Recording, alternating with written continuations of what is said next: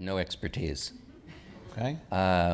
And there was really no reason to give me any backing.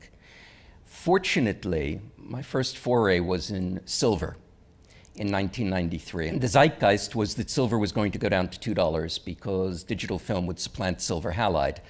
I believed that people got the analysis wrong and that silver had a better chance of going back to 50.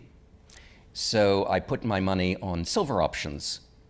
And silver went from $3.50 to $5.50 in relatively short order. And I made enough money to decide that I didn't want to do that anymore, but I would take all that money and put that on buying an option on a silver property. Well, let me make sure I understand. Where did you get the money to buy the options?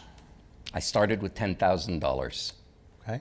So I had, a little bit of savings and turned that into hundreds of thousands of dollars and then put the money on a property in Idaho.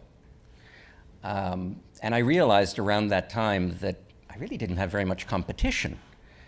And so I took whatever money I had and I went to Peru and Bolivia and Mexico, and I would put down options on these properties.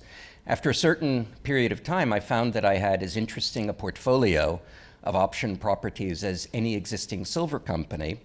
And I knew that even though I wasn't ready for prime time, even though the story was a little bit flaky and delusional, a New York-based financial type with no background in engineering or geology, starting a mining company, I kept it low-key, but I was introduced to George Soros. And he and his brother Paul invested in me.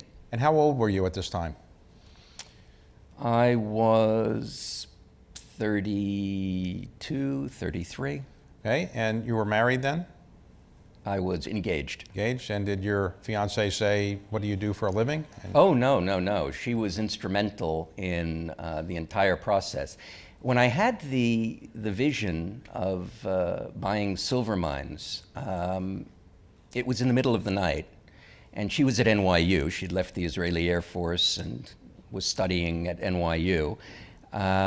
And apparently at 3 o'clock in the morning, I sat up in bed and said, please write this down so I don't forget it, buy silver mines.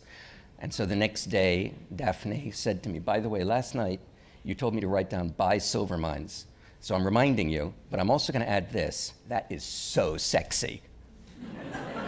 And so I went into the silver business. Wow. So she has unerring insight. Okay, so how did it work out?